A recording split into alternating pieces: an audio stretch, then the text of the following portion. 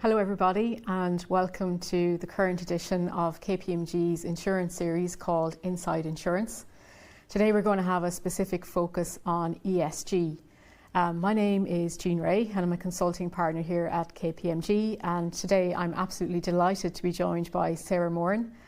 Sarah is a director in our Sustainable Futures practice. For those not familiar with Sustainable Futures, it's our dedicated ESG advisory practice.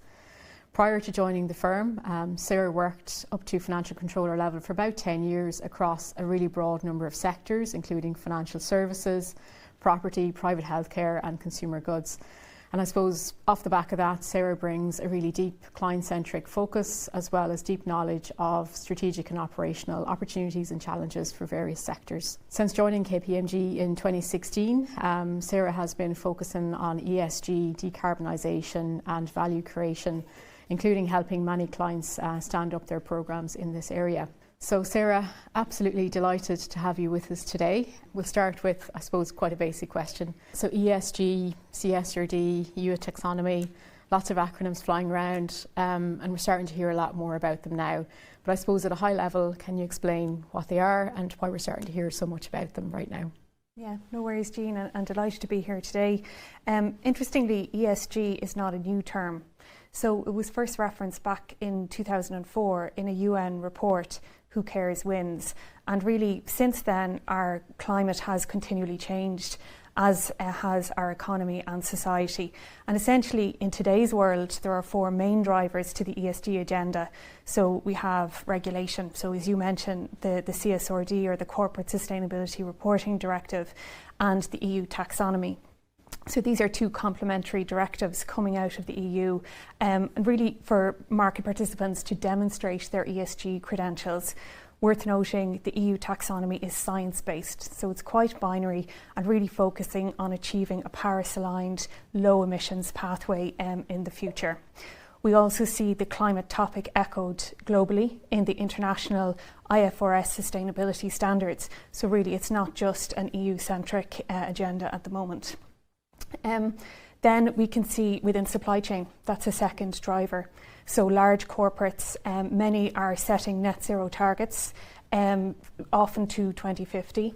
And we can see with the Science Based Targets initiative, just by way of example, over 8,000 corporates have committed to climate action, either by setting a target or a commitment to net zero. So quite a lot of activity in the net zero space.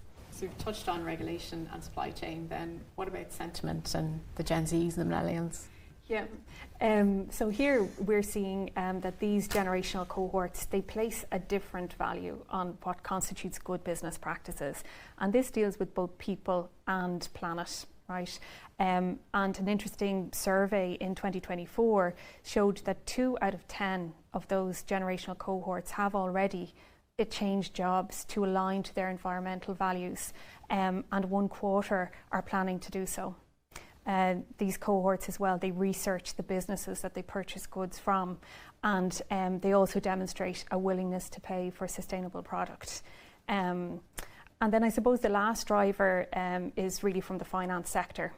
So we can see that financial market participants now need to report on how green or not their portfolios are. And this is in the form of the green assets ratio. So this is derived from the EU taxonomy, that science-based framework that I mentioned. So we would see the pricing differential associated with ESG and non-ESG product. We would see that increase over time as these institutions look to improve their own GAR metrics. And then looking to the future, we can see in the World Economic Forum's recent Global Risks Report. So they issue this report annually, and it shows really the horizon for risks globally.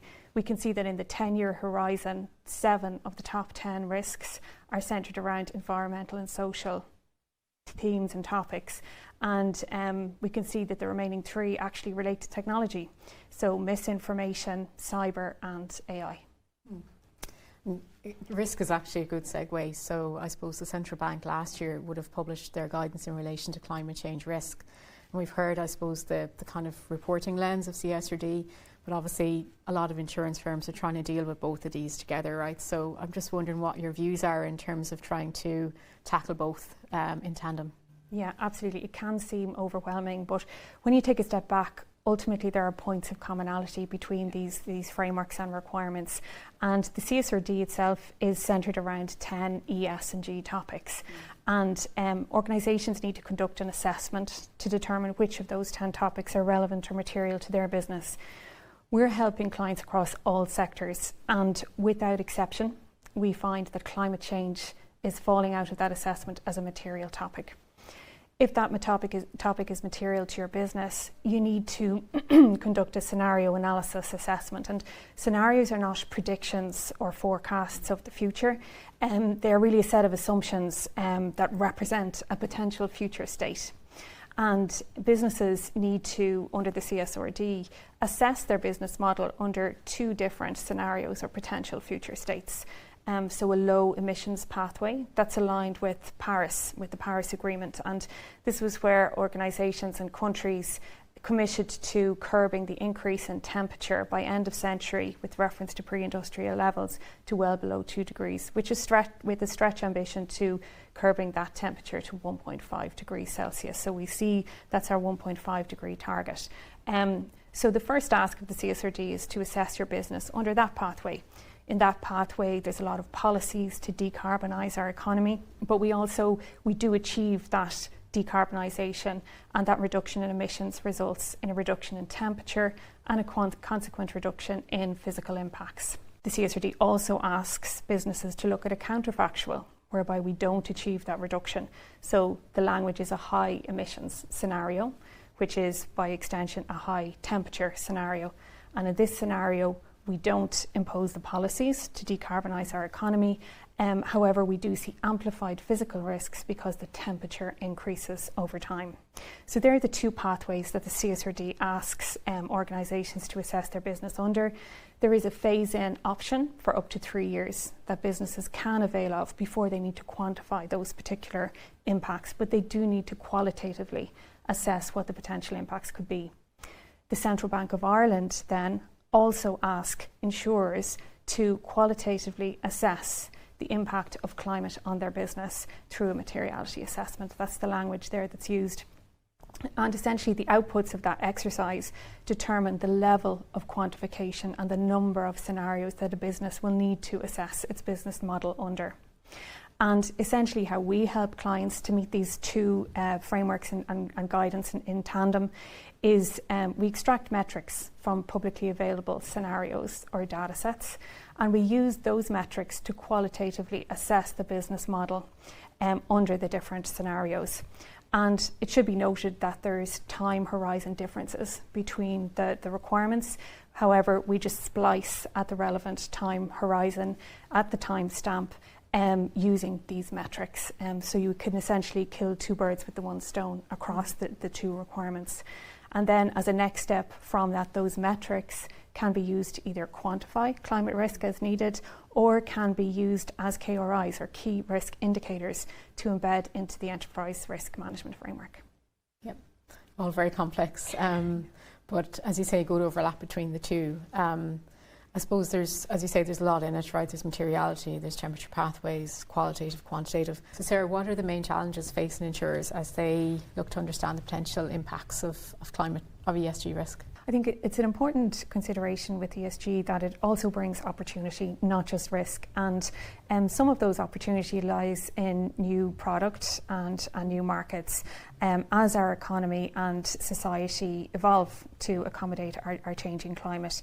Uninsurability is really a key threat to our economy and society, and EIOPA actually have issued the Protection Gap Dashboard, which is a useful reference to show the disparity in coverage between different jurisdictions and across various perils. And obviously when we speak about ESG, there's two lenses, two distinct lenses in the insurance context across underwriting and investments. So maybe if we start with underwriting first, I suppose, what are some of the considerations there? Yeah, so here we can see an increase in claims volume, for example, post an environmental event. And we also see a difference in the types of claims, certainly as our economy is transitioning towards net zero, which is very reliant on the success or failure of various technologies. From a general insurance context, insurers are uniquely placed to build resilience in the economy. And I suppose it's no accident that the EU taxonomy, that science-based framework that I mentioned, for the underwriting activity is focused wholly on climate change adaptation, so building that resilience to our climate. Here we're talking about flood, for example, and hail, and all of those various perils. So really looking for society and the economy to build resilience, flood defences, for example, and how that can impact on premium. When it comes to the life side, we're very much talking about climate change impacts on human health, so both morbidity and mortality. And we can see that temperature increase, for example, can impact on air quality and respiratory health. It can also impact on the distribution of vector-borne disease, and it can also impact on the resilience or antimicrobial resilience, which are really challenging concepts in the context of human health. For context as well, 2023 was the warmest year on record. So Copernicus confirmed this at a global level, and the EPA have confirmed this within Ireland. So definitely a real and tangible risk in the context of impacts on human health. For sure, yeah. And then maybe just on the asset or the investment side, then some of the key considerations and observations. Yeah, so in this context, investment value and performance are top of mind. Here we capture stranded assets, for example, and those traditional safe bets, for example, government bonds, these can be subject to the knock-on impacts of climate. So these are referred to as second-order impacts of climate. Some examples here include geographical distribution of physical impacts and also certain regions that have concentrated exposure to high-emitting sectors. Affordability and availability of reinsurance is also an interesting topic, and the CBI have specifically referenced this within the guidance. So ongoing availability of reinsurance and placing reliance on that as a management measure is something that is subject to challenge, and certainly the feasibility of that assumption will need to be substantiated and will need to stand up to challenge over time. Also, we need to think about the impact of compromised operations in the wake of environmental events and extreme weather events. And let's not forget about reputation as well, and the impact of being associated with high impact sectors. So the East African crude oil pipeline, for example, last year is a notable case where over 20 insurers under pressure from activists had to essentially state that they would not support this initiative. So again, real and tangible impacts there on the investment side. Yeah.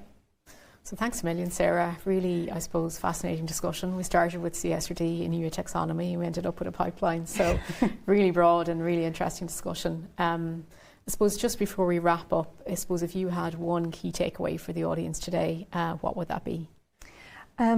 I suppose it's CSRD, for example, this main driver of the ESG agenda can be taken as two ways. It can be seen as a tick box cost to the business, or it can be seen as something to really drive strategy and attract and retain customers and staff, and also financiers as well, driving value across the business and the economy. Great, thanks a million. Thanks, Sarah, for joining us today. And if any of the topics particularly resonated with you today, or if you have any queries, please feel free to reach out directly to Sarah or myself or to your usual KPMG contact. Thanks for joining us today, and we really look forward to welcoming you on future issues of Inside Insurance.